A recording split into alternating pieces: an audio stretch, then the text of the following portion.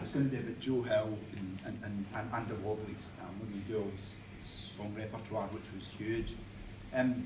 But when I was a wee boy, I remember listening to my granny's radio and listening to Paul Robeson singing What Was Joe Hill. And I remember it because I remember my granny telling me to wish and listen to a great man singing. I think I was about 5 or 6, my granny was watching me. And the song was I Dreamed I Saw Joe Hill Last Night. The words are in the Union Songbook. It starts, I dreamed I saw Joe Hill last night, alive as you as me. Says I, but Joe, you're 10 years dead, I never died, says he. I never died, says he. Now I think probably everybody here and many trade unionists know that song very well. But not everybody knows who Joe Hill was, where he came from, and why we're still celebrating him today. And I think it's important to talk about that. Joe Hill was actually born in 1879 in Sweden. His name was Joe Haglund. And he emigrated to the United States really at the turn of the century because, like a lot of people in Europe, he was poor and he was escaping poverty. And he arrived in the States in 1902. And like a lot of people who were going to what they thought was the land of freedom and a new world, away from the poverty of Europe and a world that was in turmoil. He Americanized his name, first of all, to Joseph Hillstrom, but it quickly became, among his friends, plain Joe Hill. And from then, for the rest of his short life, which was another 13 years, he travelled around America working at lots of different kinds of jobs, mainly manual jobs. But for example, he played piano in a dive and cleaned the spittoons. This is kind of jobs he worked at. He also worked in smelting plants. You know, he actually was at sea for a wee while, and he worked in the docks. And in 1908, in Portland, Oregon, he joined the International Workers of the World. Now, ever since they had been founded in 1905, the International Workers of the World, as the Wobblies as they were known, were about building a militant trade union and about really social revolution as well. So they weren't just trade unionists, they saw themselves as about changing the world. And if you looked at some of their founders, there's some incredible people. One of the most prominent was a white-haired 75-year-old woman called Ma Jones, who was the organiser of the United Mine Workers of America. There were people like Daniel DeLeon, who was a leading syndicalist and had a huge influence in the young left in Britain and Europe and so on. There was Eugene Debs, a fantastic man who was a train driver, a fireman I think, organised the railway unions in America, led the railway union, and was later to be imprisoned for his opposition to the First World War. And in 1919, in jail, he stood as a candidate for the President of America as a socialist, and he won 1 million votes. So Bernie Sanders didn't just fall out the sky. There's a tradition in the American working class movement. They had fantastic people like James Connolly was an industrial organiser for the Wobblies. Jim Larkin visited American work with the Wobblies. There was a brilliant woman called, a 17-year-old called Elizabeth Gurley Flynn, who became the subject of Joe Hill's song, his heroine in the song Rebel Girl. She organised workers. There was a woman called Lucy Parsons who'd been a slave. And when it was founded in 1905, they saw themselves as a new type of trade unionism, because unionism in America had been dominated by elitism, craftism, in the shape of the American Federation of Labour. The Wobblies called it the American Separation of Labour, because actually the kid workers divided. First of all, they refused to organise what they called the unorganised, which was anybody who wasn't a white, skilled Native American worker. That meant women, black people, and people who worked in what would have been labourers or shop assistants or anything like that. They turned their back on, and the Wobblies set out and set their face against that.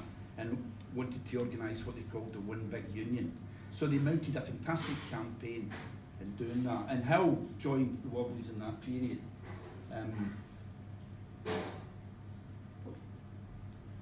The two things that inspired the formation of the Wobblies, it was 1905. Well, why 1905? Well, 1905 was the first Russian Revolution, the February Revolution in 1905. It was a failed revolution, but it set up workers' councils. It challenged Tsarism. It was a revolution to get rid of the Tsar, to bring democracy to Russia, and it had an enormous impact in the rest of Western Europe. It was the first revolution in which there were mass strikes. You know, it wasn't just people fighting in the barricades.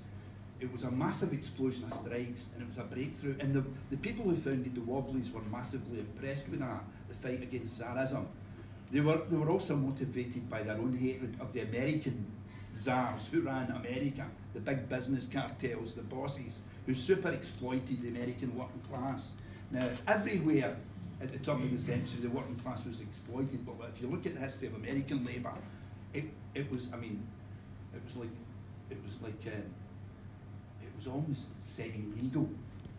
People were shot, murdered for being, it was like South Africa under apartheid in a sense, the direction of trade unions. And the Wobblies were a very brave, powerful organisation that fought that. I mean, they led a whole series of strikes. They organised the unskilled and the skilled. They organised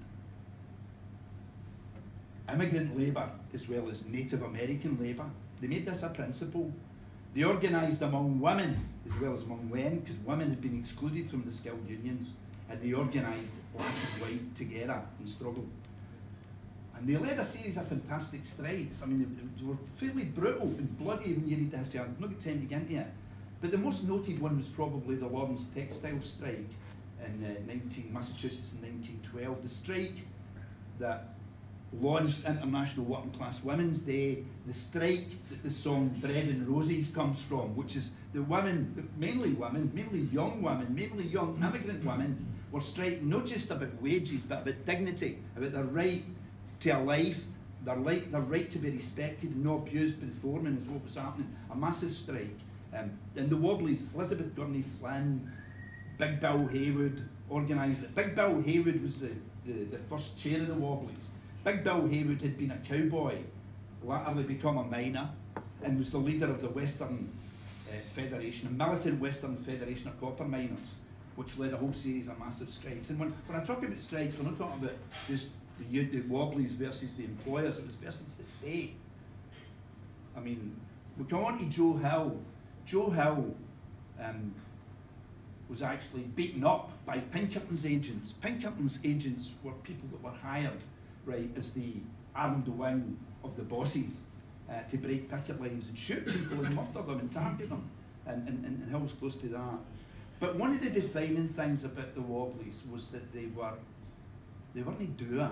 Politics was about fun as well, and about creativity. I mean, although they made a lot of mistakes, the fantastic ingenuity and courage of the Wobblies inspired generations, and it still inspires generations. When young people read about the things the Wobblies got up to, you can see it in some of the things that youngsters are doing today, and like the fast food rights campaigns, where they're actually using theatre and drama and fun and song and zest to bring it into the movement. And it's something, I mean, there are many criticisms to be made of the Wobblies, and I'm not going to make them here because people can read them for themselves, but they were a fantastic organisation and a fantastic inspiration to people at the time and to people today.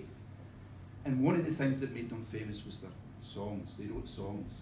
I mean, so the Wobblies would sing their defiance in picket lines, in strikes, and the free speech campaigns that they led, and in the jails, because the Wobblies were arrested in massive numbers. Right at the end of they did that from 1905 right through to 1918.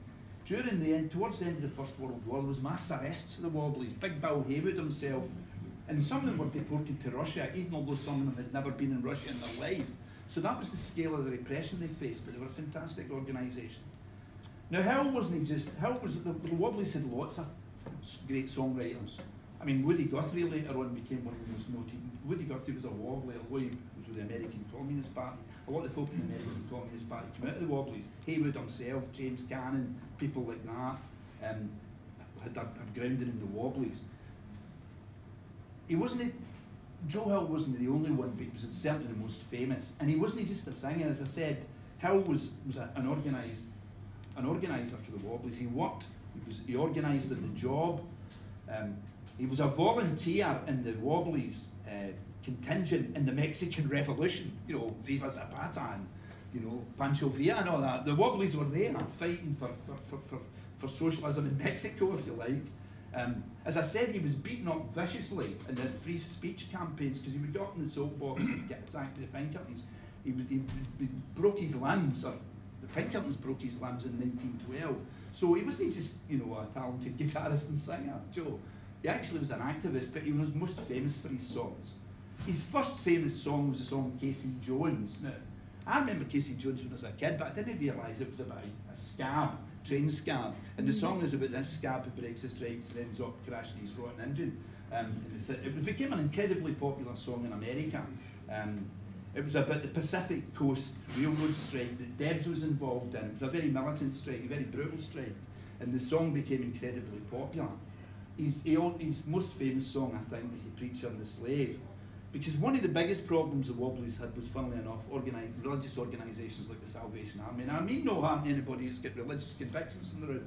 But, yes, you do. I don't. we can go back on that. But the Salvation Army used to preach, you know, render unto Caesar that which is Caesar, you'll get your rewards in the hereafter. And Joe Hill lampooned that. I mean, a lot of the Wobblies songs were basically songs to teach the working class what capitalist society was really about, you know, behind the mask and the facade. To lampoon the bosses so that folk weren't frightened of their bosses, but to lampoon and ridicule them, really, and to celebrate working class creativity and struggle. And that's what the song's about.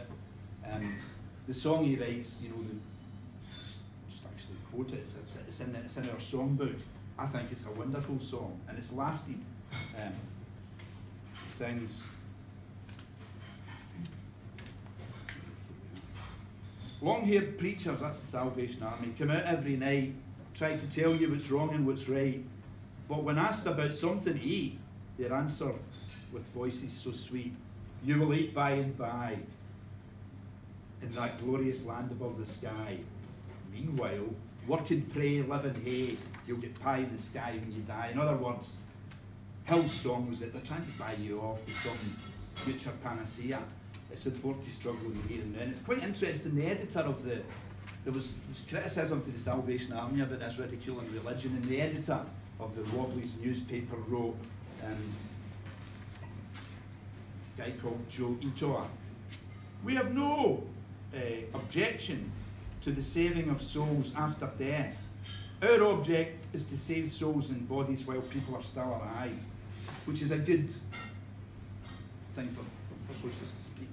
So Hill built up his reputation in these songs. Now, significant, in 1909 they launched what's called the Big Red Songbook. And the Big Red Songbook's subtitle was To Ferment Trouble and Agitation. So they were quite open about what they were up to. They saw music and songs as subversive, as a way of attacking the present unequal set-up in society, and they became very, very popular. Hill had become so popular that by about 1911, 1912, he was blacklisted. There's a word that resonates today. He was blacklisted everywhere in the Western Seaboard. He'd worked in the docks from San Diego, you know, to Seattle, and he was blacklisted everywhere. And he moved to Utah, where the Wobblies were involved in a huge battle against the local owners, the local bosses, local industrialists, but not only the local industrialists, the people, the politicians who run the state of Utah, who were to a man, and it was a man, were corrupt and they would pay of big business, you know, like company towns. It wasn't that you couldn't go in a factory and picket and things like that. The workers lived out in the desert in company towns that you couldn't get into, so they had to evolve some cunning and ingenious schemes to organise workers, the Wobblies, and Hill was sent to help organise them. And it was a huge battle, massive repression of the Wobblies. They were arrested en masse, locked up in what would be described as concentration camps now, deported. Some of them were shot. There's lots of books in the Wobblies, and the histories are quite inspiring actually, but quite frightening as well. When, and it's, you know, in a sense, the American labour movement has faced that periodically in its attempts to organise, because after all, it is the heart of the beast, American capitalism. But the Wobblies fought hard, and it was then that, you know, really to come to the end, it was then that there was in Salt Lake City where we were organising. A grocery store was attacked, and 2 guys were killed, and they framed Joe Hill, the key Wobbly, on the murder of these 2 guys. There was no evidence. Hill was innocent, but he was framed. He wasn't just framed, he was brought to trial, convicted without any evidence in a rigged jury, right, and sentenced to death. And that was in January 1914. And there was a massive campaign right across America for Hill's release. There was actually it was worldwide, Australia, everywhere you went, massive campaigns for Joe Hill. That's why he was so popular. That's why the song is still so popular. There was, in Britain, there was a Free Joe Hill campaign based in London, but actually had support here in this city. Even the AFL, the American Federation of Labour, or the American Separation of Labour, who were hopeless by and large. I mean, the man who led it was called Gompers, and he insisted above the portals of the AFL headquarters their slogan should be "Tomorrow is another day." There's a fighting trade union slogan. In other words, don't worry, I'll be all right, sweet by and by, essentially, whereas the Wobblies were fighting now one big union. But even the AFL demanded Hill's release because of the and they were no fan of Joe Hill, but it was clearly he was being framed in a murder rap. But despite the massive campaign, Hill was assassinated by a state firing squad in at the end of November 1915, and that's where the story ends. But Bill Haywood, James Larkin, and I forget, and another woman spoke at his funeral, and it was in Chicago, and there was 30,000 Chicagoan workers at his funeral. And prominent among the many banners at the funeral were Joe Hill's famous last words, "Don't mourn, organise." So that's Joe Hill's message for us today. When you think of things like Grenfell Towers, of course we mourn what happened at Grenfell Towers, but the key thing is don't mourn, organise. And that's why Joe Hill is still, as Paul Robeson said, alive as you and me. He's living in the movement of the working class, and he is about the movement of the working class. And actually, if it hadn't been for my granny, I probably wouldn't have known about Paul Robeson or Joe Hill. And if it hadn't been for Joe Hill, we might be living in the Song Club today. So let's have a drink to Joe Hill.